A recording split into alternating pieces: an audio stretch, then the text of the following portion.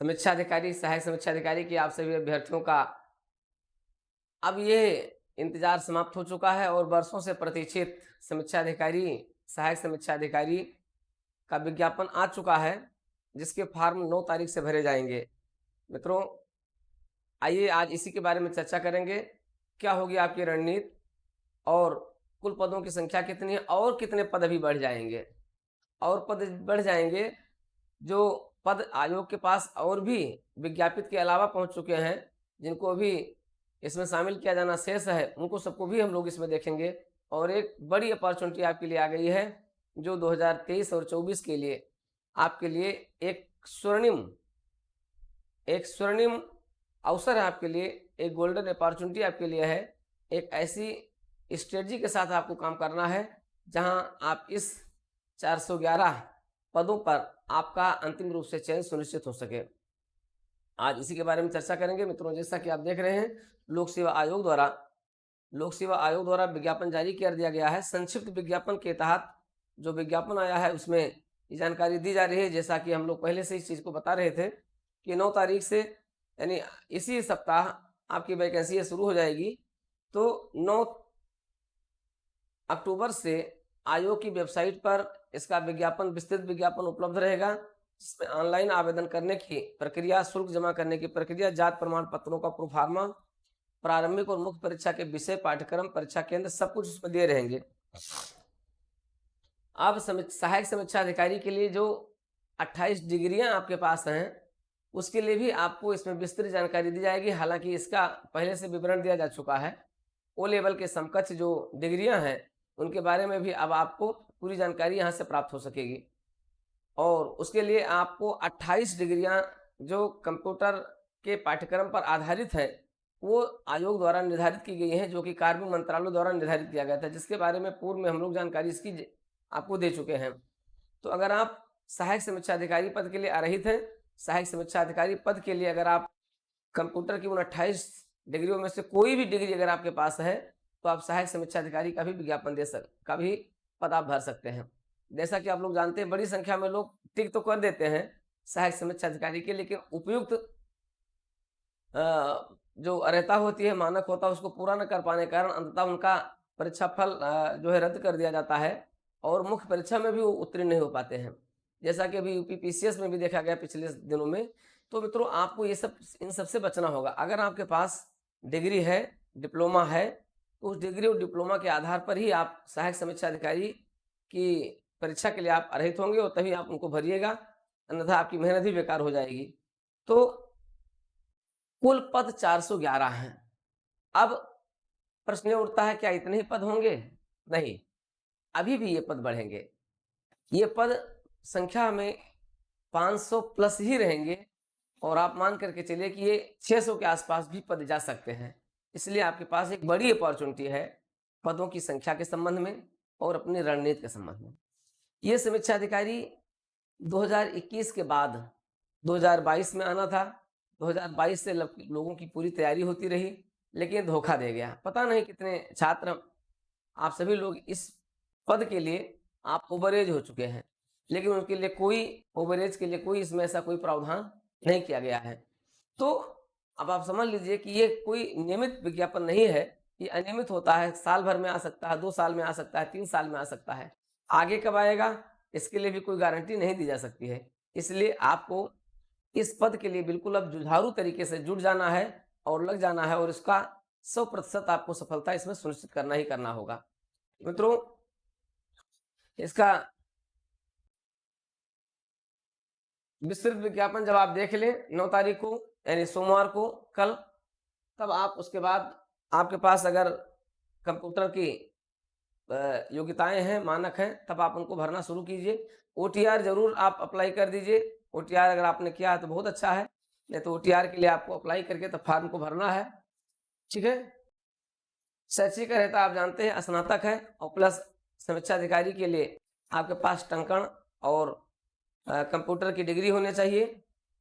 ठीक है। आयु सीमा वही है कि चयन है तो अभ्यर्थियों को 1 जुलाई 2023 को 21 वर्ष की आयु अवश्य पूरी करनी चाहिए और उन्हें 40 वर्ष से अधिक आयु का नहीं होना चाहिए, अर्थात जिनका जन्म 2 जुलाई 83 से पहले और 1 जुलाई 2002 के बाद का नहीं होना चाहिए। इसी प्रकार दिव्यांगजनों के लिए अधिकतम आयु 55 वर्ष है, जबकि उनका जन्म 1968 के पहले का नहीं होना चाहिए। उत्तर प्रदेश की विभिन्न श्रेणियों के अभ्यर्थियों जिनका विवरण दिया गया है, नियमानुसार उनको अधिकतम आयु की सीमा में छूट दी गई है। जो दिव्यांगजन है, दिव्यांगजनों के लिए विभिन्न प्रकार के, चाहे वो श्रवण बाधिता का हो, चाहे वो अन्य किसी भी प्रकार का हो, उसके लिए उनके अलग-अलग मापदंड निर्धारित किए गए हैं। अगर आप इन मापदंडों का पालन करते हैं, तो आपको आयु सीमा में पर्याप्त रूप से छूट दी जाएगी। ओटीआर भी आपका ऑनलाइन आवेदन ओटीआर के लिए भी प्रारंभ हो रहा है। ऑनलाइन माध्यम से परीक्षा शुल्क जमा करने की जो अंतिम तिथि है, वो 1 महीना आपको दिया गया है, अर्थात आप अक्टूबर से नवंबर तक आप इसको दे सकते हैं।